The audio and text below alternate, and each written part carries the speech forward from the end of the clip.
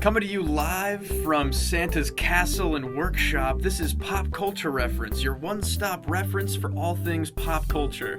I'm Seamus Connolly. I'm Garrett Strother. Ricardo, hi, hello. Before we dive into the Rankin and Bass Cinematic Universe, we're going to cover a little bit of news. So I think let's dive in with the No Time to Die Bond trailer. Daniel Craig's last outing as 007. Did you guys check it out? Nope. I did not watch it, actually. I've been a little burned out on the Craig Bonds these days. You're still going to go see it, aren't you? Well, yeah, I'm going to go see it. It's a James Bond movie. Is that an artifact of Spectre, Seamus? Is that all the genesis of your burnout? I think so. It's just, I do know that Christoph Waltz is in this new one, he is. reprising his role, which I feel like, round two, if they get his character a little more fun, and I mean, like, Rami Malek as the Bond villain this time around, I feel like is going to be very cool.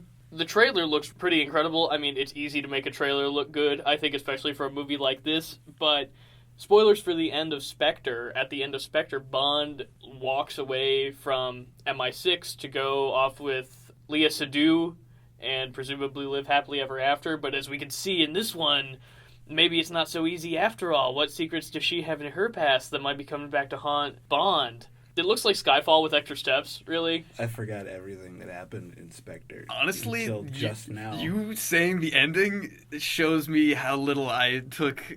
Like, oh yeah, I guess that didn't remember. Happen. Like saying it now.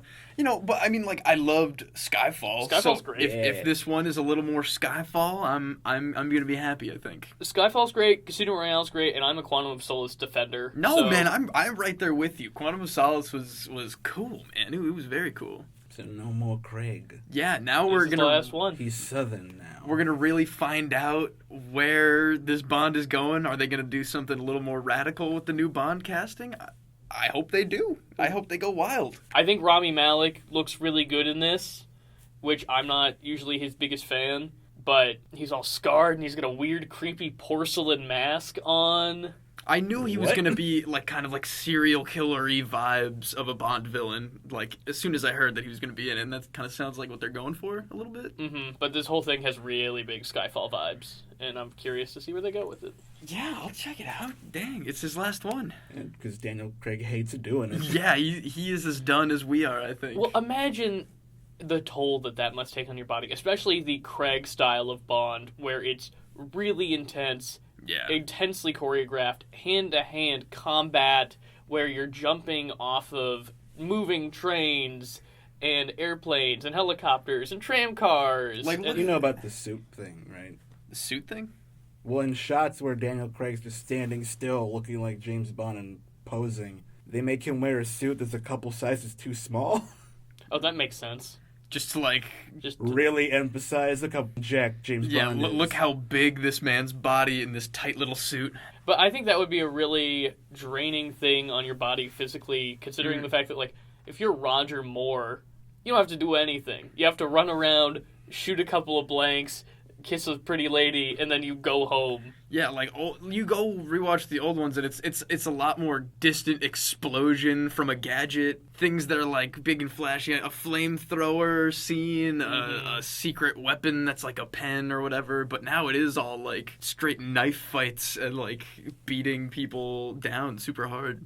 And then in other spy movie news, we got the trailer for Black Widow, the standalone Scarlett Johansson film set in the era right after Civil War in the MCU. It certainly looks like a superhero movie. Yeah, I'll see it. I'm too far deep into this stuff to not go and see it at this point, so I might as well. I like the cast a lot. I'm not so sure about the tone of it, because I was really interested in them doing a smaller scale spy story, but this it looks like Deadpool. Yeah. It just looks like a big CGI, rubbery, explosion-laden superhero film, which I don't feel like is a very good fit for this character. And I'm a little sad to see that this is the direction they're taking that movie. This trailer made me way less interested in this movie, which is too bad. Yeah, me too. I don't know at this point, I guess is where I land here. And then finally, some additional Batman casting news, where Matt Reeves just tweeted that Peter Sarsgaard has been cast in the movie He didn't give any indication to what role he's playing, but I'm interested in seeing what Peter Sarsgaard can do. He's a good actor.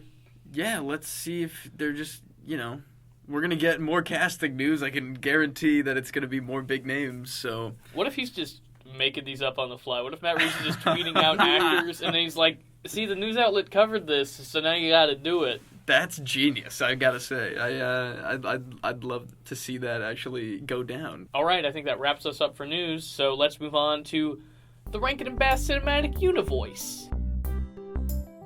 I am so full of Christmas feelings after all of these screenings. Like, my God, it is... Let me break down for the audience real quick what we're counting within the Rankin and Bass Cinematic Universe canon. These are all the ones that are explicitly linked and referenced in each other, making them like a cohesive universe. The only one that we are leaving out is The Easter Bunny is Coming to Town, which is only connected by the narrator, which is also a holdover from Santa Claus is Coming to Town, but it is horrible, and it has nothing to do with any of our main characters, so we'll briefly touch on that. But the ones we are going to talk about are Santa Claus is Coming to Town, The Year Without a Santa Claus, Jack Frost, 'Twas the Night Before Christmas, Rudolph the Red-Nosed Reindeer, Rudolph's Shiny New Year, Frosty the Snowman, Frosty's Winter Wonderland, and finally, the endgame level team-up event, Rudolph and Frosty's Christmas in July. So I think we're going to start off with the one that we all like the most. Because I think it's the best one. First off, we're talking Santa Claus is Coming to Town, where Santa Claus fights the Nazis, but also not really. And, that's a good way to pitch it to somebody who's, for some reason, if they have never seen it, it's... Imperial Germany origin story that's like they throw in every Santa reference they can into there to build out that character. We get young Kris Kringle left on the doorstep of a family of diminutive toy makers who raise him as one of their own. And when he's big enough and strong enough, he decides to take their toys across the mountain of the Whispering Wind to be played with by the children of Somber Town, run by the tyrannical Burgermeister Meisterburger. So evil. He hates joy so much. That's just... He's just like... What is the reason for that? He's the mayor of Somber Town, so maybe that has something to do with it. The town where all the children have anemia? The town where all the children are like child labor children, where they're just like doing the laundry and... I guess that plays into it. It's a lot of, like, reasoning for stockings. It's going, like, down the list of, like, children asking questions. Why does he go down the chimneys? Why does he put stuff in stockings? Why is it this and that? And so this is pretty much the only official... Well, I count it as official. The only official real Santa backstory. I really love this movie. I think it does give relatively sound explanations for a lot of the weirder Santa Claus-oriented traditions. It also sets up Mickey Rooney playing Santa Claus, who will play Santa Claus in the majority of the Rankin and Bass movies going forward. And also, Burgermeister Meisterburger is played delightfully by Paul Frees, who pops up in a lot of these different Rankin and Bass movies as different characters. But he's also the ghost host on The Haunted Mansion. He's Fritz the German bird in the Tiki Room at Walt Disney World. He's a very prolific 1960s voice actor. Huh, I had no idea. Yeah, he's great in that. And a big thing about this one is that the music in it is great. I think the only one that can put its music up against this one is Rudolph. Yeah, I think so too. And it's just... a lot of these other ones have... the music kind of stalls things for me a little bit. Really where I'm does. like, I'm trying to get back to this whimsical Christmas story, and I have to listen to not a great song for 2.5 minutes. What's your standout? I already know the answer, Seamus, but what is the standout number in Santa Claus is Coming to Town for you? One foot in front of the other is... Because that's the only one I can remember. It's the only one that gets stuck in your head for a week after watching this movie. There was another one in that I hold very highly. First Toymaker to the King. First Toymaker to the King also gets me, / too. No More Toymakers to the King as right, the prize. There's the back and forth there. Where Tanta Kringle and Burgermeister Meisterburger sing two versions of the same song. And they're both wonderful. We've also not touched on Keenan Wynn's Winter Warlock, who is the first person that Santa is able to genuinely make the life better of. so fast. He's a threat very briefly, and then he's turned around swiftly by the heart of Santa Claus. He scared the dickens out of me as a kid, though. Like, whenever Kringle narrowly escapes him on his way to Sombertown the first time, and he goes, "I'll get you, Kris Kringle," and he's all in shadow and the lightning's flashing. I feel that. I mostly got that. If we're jumping ahead a little bit, the abominable snowman in Rudolph was the one that got me as a kid. I was just not like scared, but it definitely freaked me out a little bit. Final thoughts on Santa Claus is Coming to Town? It's the best one. It's got lots of good lore in it. I think I'd watch a remake of this just to see a lot of it expanded on. Oh, we didn't even talk about Topper the Penguin. Oh, love Topper the Penguin. Great sidekick to Santa Claus, who is very lost on his way to the South Pole. That's where he's trying to go? Yeah. Who also certainly dies immediately after the events of this movie because he's not in any of the other ones, and he's also a penguin. Yeah. Rest in peace. We try not to talk about that. But yeah, it really is the Captain America, the first Avenger of these movies, just in that it is great and perfect intro to Christmas stuff. Why is everyone mean to the Warlock? He keeps wanting to be called by a certain name, and they never call him that. Oh, I don't know. That's just, like, sad. That's just rude. Yeah, that is true. Rude humor. You think Jessica would be more understanding, you know? Yeah, right? I don't know. think that's just what passed as a joke in 1960. Yeah, I guess so. But moving into our next story, as told by Jessica, we've got a new narrator. In our first film, Santa Claus is Coming to Town, we had S.D. Kluger, Special Delivery Kluger, who, as you learn in Easter Bunny is Coming to Town, was raised in a village entirely populated by children, but we won't get into that right now. Weird implications. Go on. As a replacement for S.D. Kluger, because pretty much every one of these has a central narrator figure, Jessica, aka Mrs. Claus, steps up as the narrator of the fully formed version of Santa that you think of in Year Without a Santa Claus. Yeah, this one's probably the second best one. In my lineup for sure, that's like, I don't know, it's still got a lot of the good catchy music. 2 songs. Yeah, the 2 songs. I mean, Hey, they have Blue Christmas in there. Oh yeah, the That's super not them, sad though. Blue Christmas as sung by a depressed little girl. It's heartbreaking. The It's little so girl sad. that writes to Santa pleading with him to come to her because he's decided that he's going to take a year off because nobody cares about him anymore and he's sick and he's tired and he just wants Christmas vacation. And you know what? I can't blame him. Yeah, He works 1 day a year. he's always watching. I'm sure that takes a toll. I didn't care for that at all. You know the The winner whole snowball thing? which we will get back to later in Rudolph and Frosty's Christmas in July. Oh, yeah, Santa's ability to pack a snowball and watch He can still other do people. That. Who made Santa Children. Claus judge, jury, and executioner? I'm trying to think. Tanta Kringle? I was gonna say, yeah. back Well, then. again, we're going to have to loop back to this in Rudolph and Frosty's Christmas in July, where Oh we my get God. a lot of the lore, a lot of the backstory. The thick of it is all mixed in there. I think my favorite part of Year Without a Santa Claus, other than the obvious standouts of Heat Miser and Snow Miser, Mm-hmm. I really like Santa just out and about in the normal world, trying to interact with normal people. Reminded me a little bit of Miracle on 34th Street. That's exactly right. Miracle on 34th Street, another movie, along with most of these that I watched on VHS tapes in my Catholic grade school growing up every single year. And he's just trying to understand why people aren't interested in him anymore. He's trying to remain relevant, you know, for the kids. Specifically, Iggy Thistlewhite, the most annoying child ever put on camera. Yeah. Oh, God, yeah. So, what's the important lore that we learn in Santa Claus is Coming to Town? Well, we meet Jingle and Jangle, who are Santa Claus's most incompetent elves. That's right. We meet Heat Miser and Snow Miser, who control the snow and the heat in the entire world. So they're like weird demigods who are the children of Mother Nature. Who is, like, Zeus god? Like, the queen of all elementals of Christmas? Is she, though? Is she Something not? we'll touch on a little later. Oh, my goodness gracious. Everything comes back. No one's ever really gone. Oh, boy. But yeah, I like this one a lot. I think it probably could lose 15 minutes. Yeah. But I enjoy it. Like, Santa Claus is Coming to Town has very little fat on it. Yeah, This for one sure. has a little bit more fat on it. I feel bad for... What's the reindeer's name? Oh, I was Vixen. getting to... Vixen. That was Vixen. I feel bad for Vixen. It's a cute little reindeer. Jingle and Jangle are not the best. But let's move on Yeah, to our next let's special. keep going. Next in line is Twas the Night Before Christmas.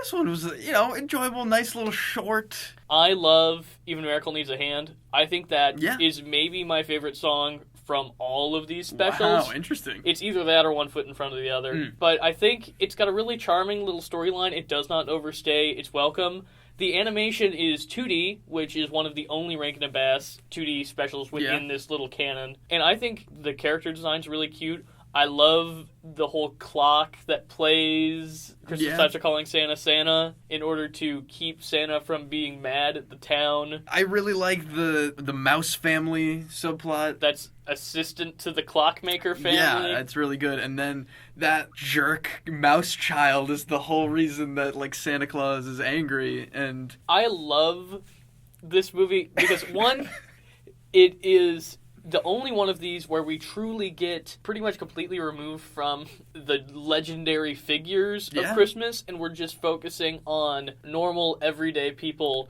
with the Old Testament God wrathful Santa Claus that says, one person wrote me a letter that signed all of us. You know what? No Christmas for you. You're done. Christmas is done. Canceled. He turned Joshua Trundle's wife into a pillar of salt. God.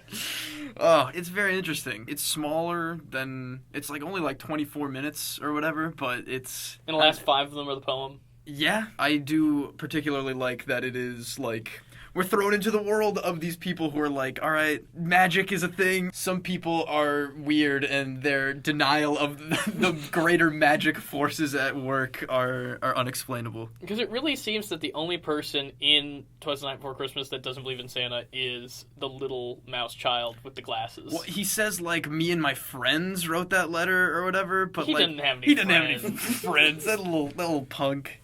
But, this one is, I think, just little and pitch perfect, and I think we're ready to move on to bigger, more confusing fish with Rudolph the Red-Nosed Reindeer. I haven't seen this one in a minute, but rewatching it now, it's great. I'll say right now that it's one of the better ones for sure. But Mickey Rooney is not Santa Claus in this one. Is he not? He is not. It's one of the earlier ones that they made chronologically, in terms of it was one of the first specials that Rankin and Bass produced.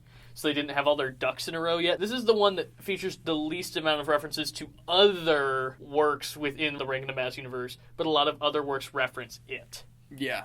Santa Claus is a jerk in this one a little bit. Really? It's the same kind of vengeful... Yeah, it's you kind of see, young, sharp, snappy Kris Kringle from Santa Claus is Coming to Town versus, Year Without a Santa Claus. That's his era of just, curmudgeonly Santa Claus a little bit. It's almost like his midlife crisis or something. He doesn't know, I've been doing this for 200 years. What have I accomplished? Oh, God. Existential Santa Claus. Mm-hmm. What am I doing with my eternity? Also, Mrs. Claus. Yeah, Mrs. Claus, classically. Is very removed from what we know as the characterization of Jessica in every single other film. Yeah, that is very true. She's mean. She is a nag in a very dated way, I would say. I would agree, I think. I felt the same way. And I would also say that her character design looks nothing like how Jessica / Mrs. Claus looks in the rest of the movies. She does have her telltale bun on top, I guess, but she has black hair.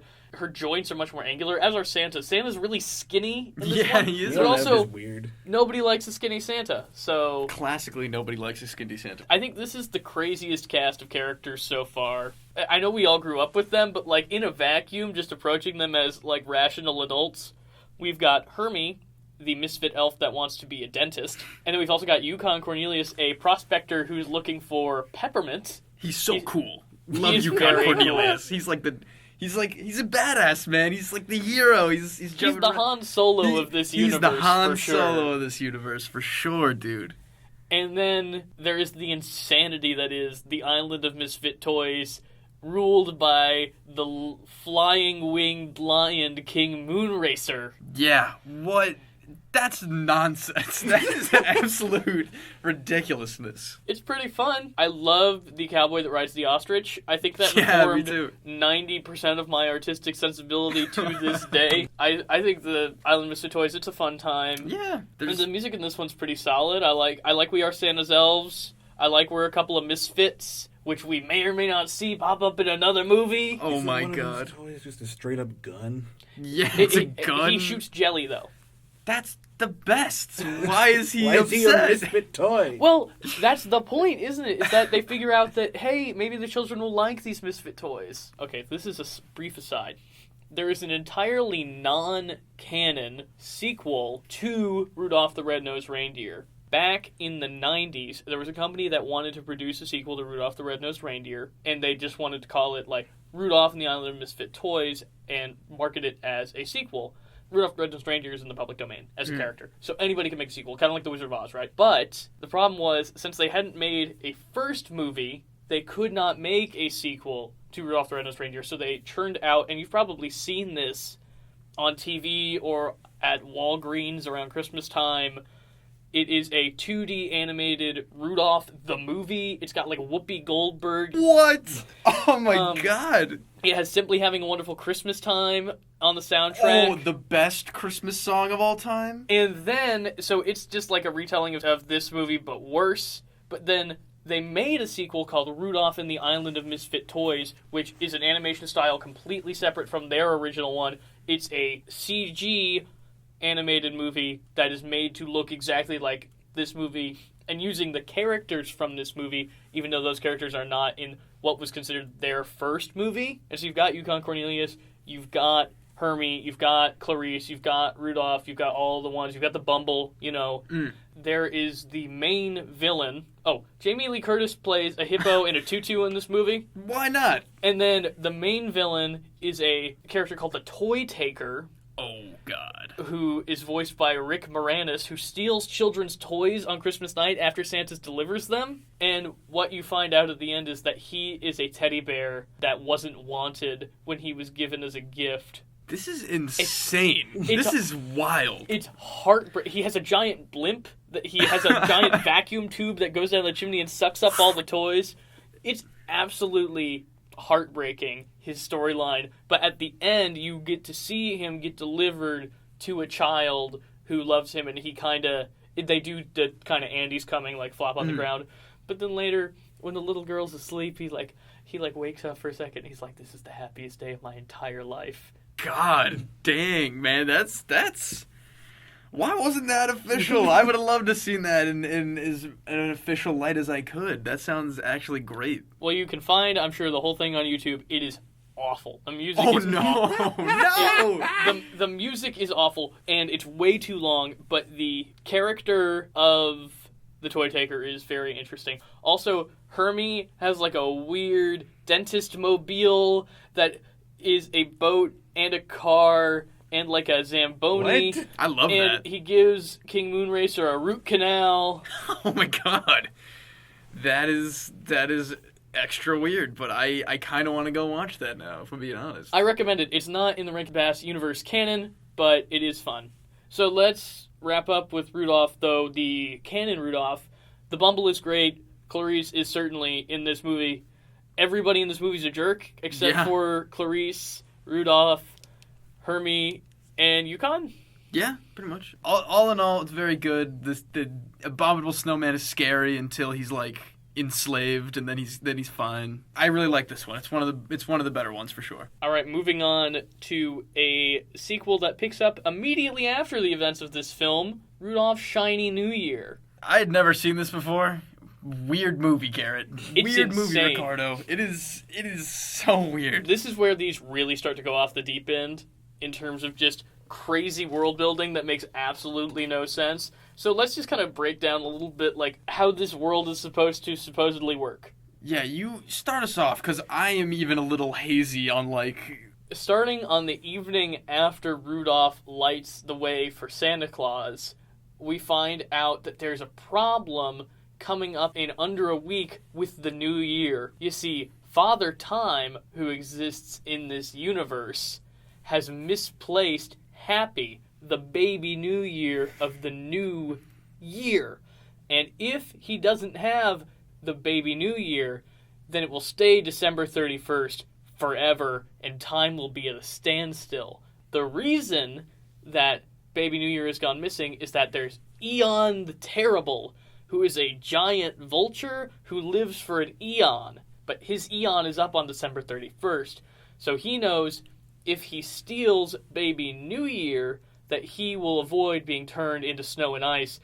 That will stay December 31st forever. And that is just the tip of the iceberg of the insanity that's in this movie. So Rudolph, General Ticker, who is a soldier with a clock in his stomach, the Great Quarter Past Five, Quart for short, a camel whose hump is a clock, your boy Big Ben the whale, who has a clock for a tail. There's a lot of clocks going on here. It's all time-based. Are off to go find Baby New Year. Now, there is the archipelago of last years, where every single year that's ever existed has an island, and they're presumably checking every single island for Baby New Year, and whatever island they're on, it's that year forever. It exists outside of space and time. Which, revive that, why don't you? That's like the craziest fun time travel Christmas concept ever. I like to think that that's where Lost took place, was on one of the archipelago of Lost time. It's weird, man. That's for sure. And they meet different Baby's New Year who are on all of the islands in the archipelago, including one that's basically just Ben Franklin for 1776, a caveman for 1 million years BC, and then they go to 1023, which is just a fairy tale island where all the fairy tales are real. So not only is there the whole Christmas element to this cinematic universe, but also all the fairy tales are real. Sure. It's magic. Magic is just like we're getting a bigger and bigger reveal every time that there's more and more magic to go. So Baby New Year has this recurring problem wherever he takes off his hat. He has big ears. And people laugh at him, which apparently is very upsetting. And also, it's apparently very different from having a red shiny nose, because that is not... Like, it's so very much the same Rudolph message here. You know, Baby New Year and Rudolph, they have a little bonding experience, but the way that Eon is eventually defeated is Baby New Year takes off his hat, and Eon laughs so hard that it apparently warms his insides so much that he is immortal. What? Yeah, it's just like... if you have Christmas spirit by the end of one of these movies, you're like an honorary god, basically. You just like get special powers too. Once again, we'll get into it in the craziest one of them all, Rudolph and Frosty's Christmas in July. Oh my god, And what's really cool about this segment in Rudolph's Shiny New Year is that when they're going back and retelling the story of Rudolph's origin from the first movie, it's actually animated in the style of Twas the Night Before Christmas, right down to Santa's character model. So firmly placing it in a after Twas the Night Before Christmas chronology, but also firmly planting Twas the Night Before Christmas within this little tight story. It's weird to keep track of a little bit, but it's interesting. I want to know if anybody but us is. Yeah, I mean, who even knows at this point? It's going to be the diehards. But I think we can't dwell in this insanity for too much longer. No, we'll get lost. We'll get lost here. Let's hit Frosty the Snowman and Frosty's Winter Wonderland kind of as one, because they're structurally very the same. The same story, except for... Well, I mean, you know, the first one is just the song broken down into scenes where they build Frosty. There's like this evil magician that has a hat that he doesn't know is real magic until it gets put on the head of the snowman. And then he's like super ready to like... be the arbiter of whether or not this snowman lives or not. Like, he's like ready to steal his hat back and make money off of it. At the end of the film, he goes off, the first Frosty, he goes off to the North Pole, presumably where he at first makes acquaintance of Rudolph and Santa Claus, which will come into play very soon. Oh, yes. And then in the sequel, we get Jack Frost in Frosty's Winter Wonderland, where Frosty gets his lovely bride, Crystal. Yeah, in the intro, they're doing really good rhyming poetry, like getting into the actual story, and then it's like, have you ever heard about how Frosty got his wife? And then it like ushers us into the story, and I was taken aback. I wasn't expecting this to be where it went. I think Frosty's Winter Wonderland is extremely charming. Yeah, it's fun. Like, it's a very classic Christmas tale thematically of just like a lonely person searching for where they belong and for their family. I very much enjoyed that they do a callback to the traffic cop who swallows his whistle. I just thought that was personally one of my favorite details of that second one. They're very much similar movies, and they're fun. Jack Frost in this one, despite being a protagonist in his own Rankin and Bass, is the villain in this. Yeah, I mean, he's angry because he wants to be like the face of winter, which like makes sense. But like many of these, the conflict when confronted with like logic or reason, pretty much just like love magic. If they're confronted with that, then he turns nice, just like most other villains, and that's pretty much it on that one. Great. So now we get to talk about Rudolph and Frosty's Christmas in July. So what did you guys think of this insane journey that we all went on, Rudolph and Frosty's Christmas in July? Why is it set in July? In the Rudolph's Shiny New Year, that's still like creeping away from Christmas almost a little too much, but now it's a circus, it's the middle of summer, there's magic amulets for Frosty's family, it's crazy. So we spend the first few minutes explaining the concept that before Santa, before Rudolph, before all of it, at the North Pole there were two titans. There was the Queen of the Borealis and the King of the North Pole, and they are in eternal war to try to see who can gain control of the North Pole. This seems to pretty much be, like, the motivator for most of the antagonists, is, like, they want whatever kind of fame or control that the more famous Christmas icons have, and it's always, like, an ice wizard who's, like, you know, I should be winter mascot, but it's this reindeer, and then they... So what are all the threads that tie together in this movie? Because we learn that Rudolph derives his shiny nose power from the Queen of the Borealis. Yeah, it's like... Why did she do that to him? It's a way to... Christmas Because spirit. Winterbolt, the King of the North Pole, who sent that fog, that storm into Santa's wake so that he would not be able to deliver presents that Christmas so that he could take back over this role. Didn't she do that at his birth, the whole nose thing? Yeah, because she knew that he was going to come. But eventually that will happen. Yeah, she knew it eventually was going to happen. We have Santa reference multiple times the events of Santa Claus is coming to town. We even see a flashback to Santa Claus is coming to town. We see him and Jessica discussing their relationship and how far they've come, and the fact that he gave her a China doll back when they first met. Obviously, Frosty is in this movie. Of course. Obviously, his family. Crystal is in this movie, and we meet his two kids, Chili and Millie. Looking at Santa Claus is coming to town and Rudolph and Frosty's Christmas in July, we also see that Winterbolt has the same power to compact snow and look into it that Santa was taught by the Winter Warlock. So, the Winter Warlock is like a Satanist who worships the evil magic. That makes sense, though. I mean, until he's redeemed later in that movie, he is pretty evil. They also share a very similar look. Like, the evil Winter Warlock and Winterbolt have very similar faces. The same puppet, slightly changed. Yeah, so weird. Is that possible? Who knows? So, Santa Claus is coming to town. Rudolph, Frosty, Frosty's Christmas in July. We see Jingle and Jangle from Year with Anna Santa Claus multiple times throughout this movie. It seems to me that Winterbolt also shares a bit of a resemblance with Snow Miser. Yeah. And also, it kind of seems like Mother Nature is in very much the same vein of Winterbolt and the Queen of the Borealis. So, throughout this special, Rudolph is losing the power of his nose because the Queen of the Borealis is losing her power. And he eventually gives it up completely so that Frosty and his family's amulet's power are able to maintain so that they don't die.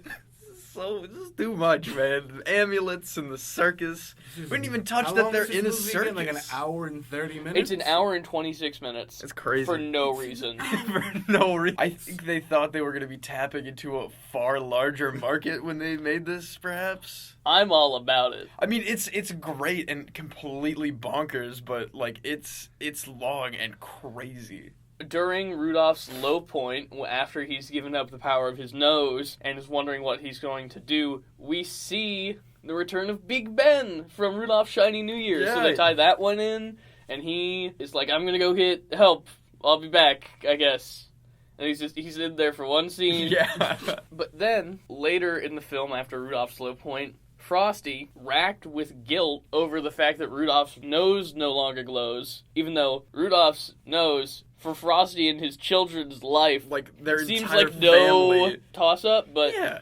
Frosty's pretty racked with guilt about it. Snow people. But Winterbolt makes him an offer that if he is given Frosty's hat, which would remove the life from Frosty, that he will let Rudolph's nose glow back in return. However, after the deal is made, as Rudolph says, you know you can't actually do that. God. So Winterbolt has taken the life of Frosty, and Rudolph gives chase. This is a pretty decent, little action sequence. No, yeah, it totally is. But now we get the cap-wielding Mjolnir moments of this cinematic Oh universe. my God, that's exactly what it is. I didn't even put that together at the time, but... Rudolph, in the midst of fighting Winterbolt, takes Frosty's hat, it ends up on his head, and boom!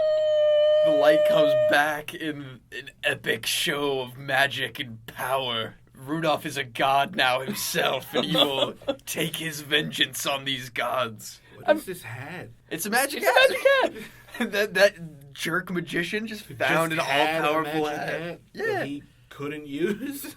I guess so. He wasn't worthy. And so, it seems like that's the happy end of the story, but then after Winterbolt is defeated, they realize that, oh no, his amulets don't work anymore. So, Frosty and his family die. Yeah.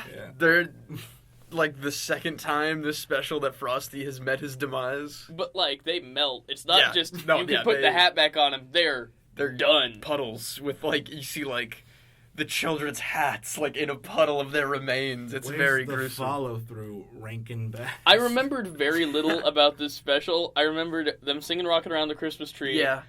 And I remembered the image of Frosty and his children his dead. family on screen. Oh, God. But that's when Big Ben shows up. He went and got help. He went to South America. Oh, yeah. Where it's winter in the summertime. So he brought back Jack Frost, who, despite his issues with Frosty and Crystal in Frosty's Winter Wonderland, puts them right back together again. They fly off to the North Pole together. So, with Santa and Mrs. Claus. Oh, yeah. So it's a nice, happy ending. It's insanity. Yeah, it's almost too much at certain points. It's I'll probably revisit this next Christmas season if I'm being honest. It's insane. It's like the buffet platter of Christmas. It's a really good Santa Claus-focused series of movies that's just kind of surrounded by a bunch of other stuff. I feel like you could edit this movie down to a nice, tight 35 minutes. Yeah, probably. And that'd be really good. But as it stands now, it's way too long. It's unfocused. Half the musical numbers are just so boring. And also because it's aimed at children, they have to explain everything 15 times. Yeah, seriously. They've got good characters. The character work in this is very good. To just do more. It's absolutely insane. And I think it's the perfect ending to the Rankin and Bass Cinematic Universe. How many of these have you guys seen? Let us know what you think of them. If you watch Rudolph and Frosty's Christmas in July, please tweet us, email us, let us know what you thought, because it's crazy town. Absolutely. My God. They make more after this? Is this the... This was pretty much it. There were more specials after this, but they didn't have anything to do with the primary characters. We forgot to mention, at the very end, we get a reprise of We're a Couple of Misfits. Yeah, we do. That do. Rudolph and Frosty sing, so forget Hermie, I guess. Yeah, he's nowhere to be even found. in this movie. You know what? Dentists are BS. Screw he's you. a nerd. Yeah, exactly. He's a goddamn nerd. They just decide that he's not worth it anymore, but... That wraps us up for the Rankin and Bass Cinematic Universe. Let's move on. Today's pop culture reference is the I Want song. Garrett, why don't you break that down? The I Want song is a trope within musicals and movie musicals where the main character spells out exactly what their entire goal is for the rest of the story.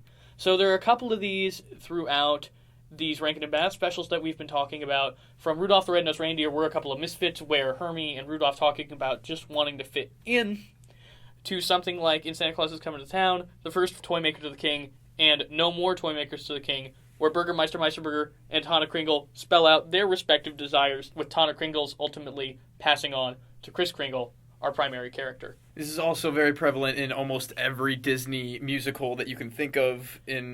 There's Lion King is Just Can't Wait to Be King. Little Mermaid is Part of Your World. Hercules, I'll Go the Distance. It's just like a very hopeful, triumphant kind of like, this is what I want. And it's usually, explaining what they're gonna get at the end almost every time. But yeah, keep an eye out for that. It is pretty much in every family or kids musical you can think of. Great. Seamus, where's Riley? I'm going to go ahead and say Riley is on the 3rd floor of the library working on his film final right now. Seamus, you're right. I'm exactly right? You're exactly right. right. Oh my god, I'm a psychic. I didn't know that beforehand. Oh, we would never have forgotten to turn the microphone on to record this segment previously. No, sir, but gosh darn it, I'm proud of myself for getting it so close. Riley, good luck. Keep working hard, buddy. I know your film project is gonna be dynamite. Let's move on to Mando Bros. Now it's time for Mando Bros, the segment where we break down the latest episode, The Mandalorian.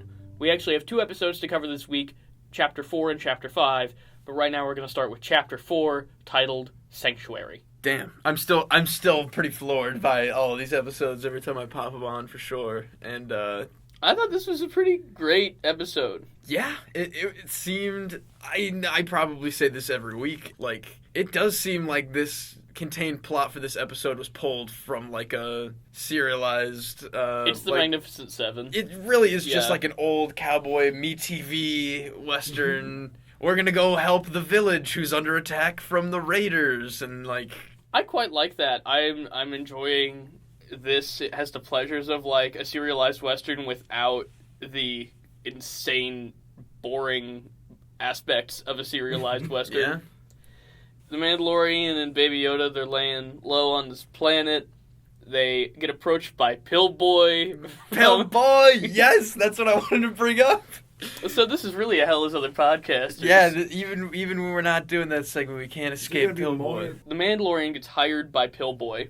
Yeah. To come protect his village, and the Mandalorian accepts because it's nice, remote, off the beaten path. He thinks that's a good place for him to lay low. In the first part of the episode, we get to see this village being raided by these just like a raider tribe who's coming in to steal their fish and their money and whatever they have, and they're set up that, like, they can't just leave because, like, this weird fishing culture is their, like, family, like, legacies as they've been there for generations. And I thought that it really did a good job showing us that culture, setting up that culture in a short amount of time, because it felt like a lived-in Star Wars thing. It didn't just feel like, oh, and now we're doing Tatooine, but it's not Tatooine. Like, it felt like its own thing, but it also felt fully fleshed out, which you don't get a lot in the newer Star Wars stuff. Yeah. A lot of the newer Star Wars stuff is just derivative of something from previously in Star Wars. Yeah, it reminded me a good amount of, like, in the Clone Wars, often they'll throw in episodes a lot like this of just, like, a planet that we haven't heard of before and a tribal people that, like, need some kind of help that is kind of cleanly wrapped up in one episode, pretty much. And I think Clone Wars is inspired by 50s and 60s Westerns as well, a little bit, not to this extent. But I do think it has that aspect of it's an action-driven television series that has to do with the fringes of the civilized world, the frontier, literally. Yeah. It's almost like space is the final frontier. Oh my, wrong franchise, buddy. Good lord. But the Mandalorian, he takes a ex-shock trooper. Yeah, but like a New Republic shock trooper? No, he lies to the villagers when he says she's New Republic. Oh, okay. So I was lied to as a viewer, and I was like, when she's kind of explaining that at first in the bar when they meet, Cara? It's like C-A-R-A. I don't know. Weathers.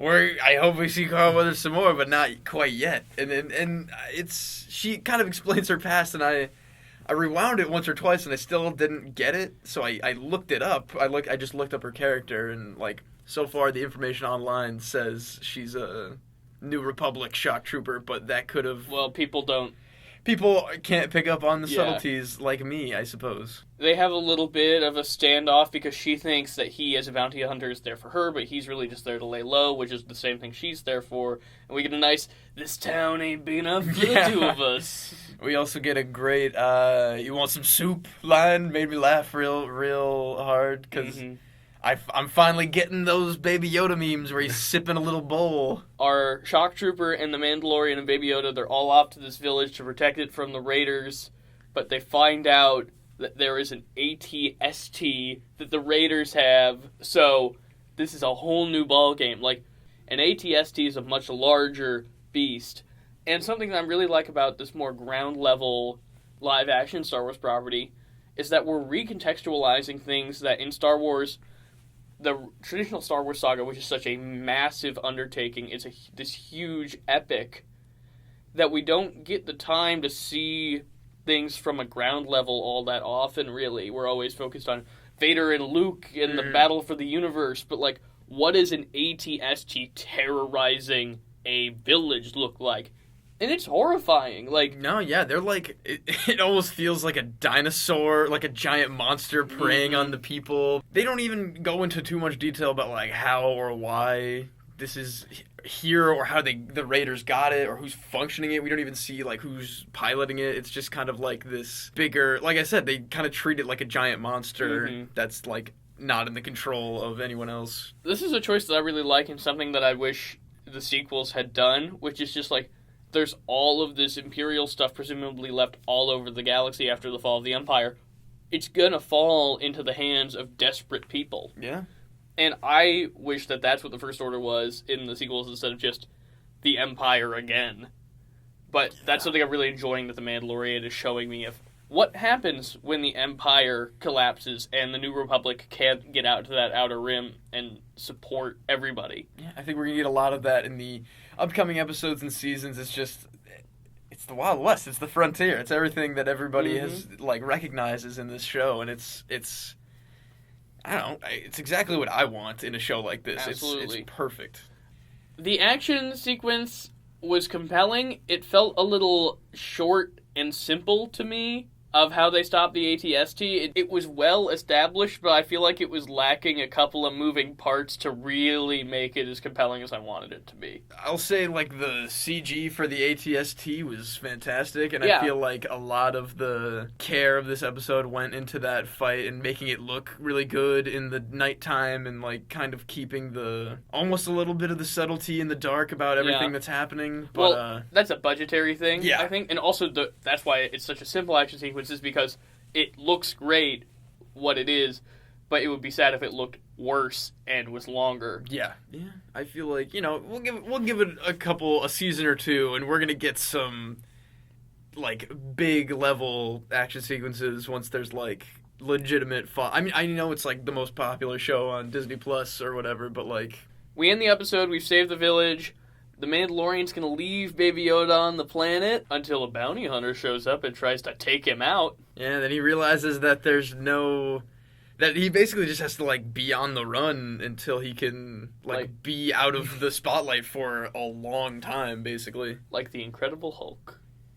Yeah, hitchhiking on the road as a sad song plays. Alright, that wraps us up for Chapter 4. Let's move on to Season 1, Chapter 5, The Gunslinger. We get our very exciting back to the twin sons of Tatooine right off the bat, which the iconic space shot yeah, of, like, they frame it the exact same way of any of the Tatooine shots in the original trilogy of him coming down to the planet.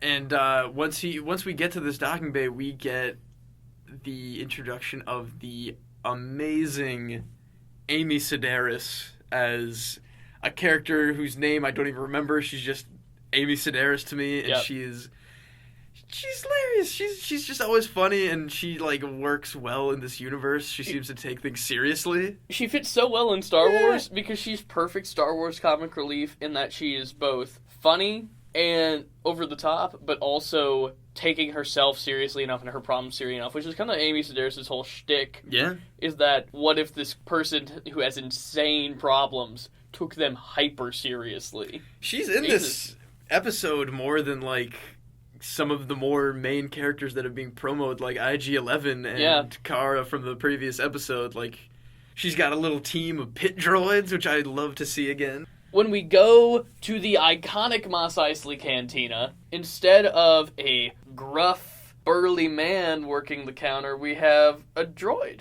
Yeah, I thought that was interesting as well, considering the cantina in A New Hope was the first time we ever heard the no droids policy in any Star Wars thing. But I thought that was cool. Yeah. And we meet a young bounty hunter. We meet him in a very specific place in the cantina. Yep. The infamous Greedo Han Solo showdown table where Han, of course, shot first. Filoni and Favreau, they're pretty big Star Wars nerds, Yeah. so you would think, because this episode was directed by Dave Filoni. Yes, it was. I noticed that at the end, too. And do you know who the last episode was directed by? Oh, it was directed by, it was a name that really impressed me. Bryce Dallas Howard. Yeah, Bryce Dallas Howard. She did a good job. I agree. I really like that one, and I think I would like to know what she specifically added into that one, because I really like that. Well, you know, the Force is strong in her family. Yeah, apparently. Jeez. Well, he joins forces, the Mandalorian, in this episode with a new young bounty hunter who's just trying to make his way in the universe. He's trying to break into the Bounty Hunters Guild, and you have to like complete at least one bounty. And he has this big puck that he's trying to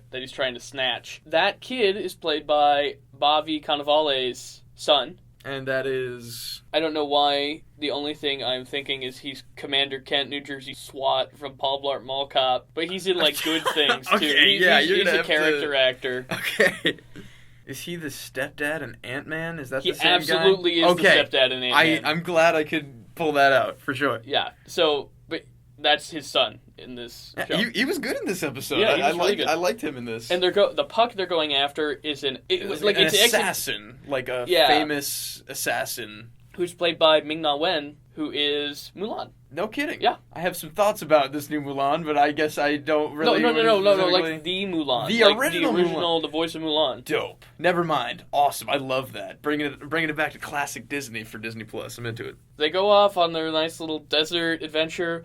They had a speeder bike at Star Wars Celebration out for presentation that I'm glad that we got to see in the show, because I've been looking in the background for it because I thought maybe it's just going to be a background prop. But it is. But no, it's prominently featured. He rides that bad boy through the desert, which is, we get a cool, riding sequence in the desert with both of them that, very classic feeling. I had those vibes for sure. We get some bartering with some Tusken Raiders using sign language, which I thought that was really interesting. Interesting that it also breaks back down to, like, the Mandalorian is a tracker. He can communicate with the tribal locals like any other Western protagonist who has some weird past. So they get to their bounty. We kind of have a sniper showdown here where they're pinned behind a dune because she has them in her sights from her sniper. And there's a very cool way where they wait till night and they use flares and their speeder bikes to basically get the drop on her on the ridge that she's on. And that was really cool. It was very Butch and Sundance, waiting up on the ridge. Totally. They get the drop on her after a good fist fight with the new young buck bounty hunter. And that was pretty, well choreographed. It wasn't just a couple of swings. It was like a genuine choreographed fight. Totally, yeah. While the Mandalorian is off getting another ride for them so they can escort her back to civilization, he's going to go find a dewback off in the desert. Of course. She is trying to talk him into turning on the Mandalorian, how much more his Beskar alone would be worth than her entire bounty. Basically, it's a pretty swift transition into this guy who is begging Mando before to help him to, I could kill this Mandalorian myself. It's fine. Again, this is a classic Western trope. No, totally. Absolutely. There's the kid in the Magnificent Seven that wants so badly to be on the team. Yul Brynner keeps being like, no, and then eventually you also see characters like this pop up in other neo-Westerns like Firefly. There's a character that's very similar to this character. Just kind of like looking for the best thing for himself. Yeah. He kills his bounty. Yeah, he leaves her out there and goes to take Amy Sedaris and Baby Yoda hostage, which is... You don't want to do that to the Mandalorian. That guy has a real connection to that baby. And he makes it all the way back to his ship at the hangar, where we have another showdown between Mando and this new kid.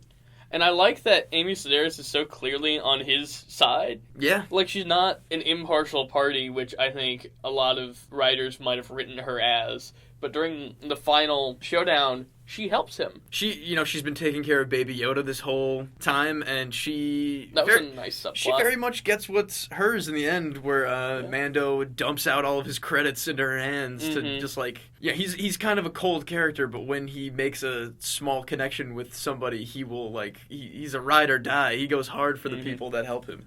How cute is Baby Yoda in this episode, Seamus? Very cute. He's just he's walking around more. He's doing more actions with, like, props, like sipping a bowl of soup and, just, like, in general, cooing and making noise. This was a good episode. It was pretty simple. It was simple. These last two were very much cut and dry Western storylines, but I in no way hold anything against that. It was, like you said, it was simple, it was clean, it was entertaining.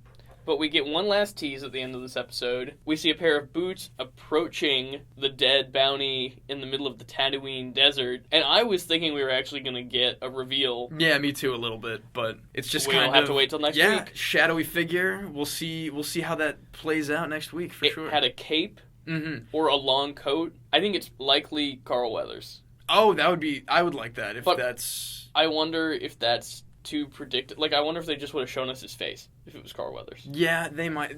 Yeah, to me, it feels like a new character, or maybe a character we know from something else. Maybe a character we only know in name with some kind of connection to the criminal underworld. Who knows? It could be Werner Herzog. Could be Werner Herzog again. See, that is something they would hide from us, probably. Yeah, I can see that for sure. So yeah, I think this was a pretty strong episode. I'm excited to see where we go next.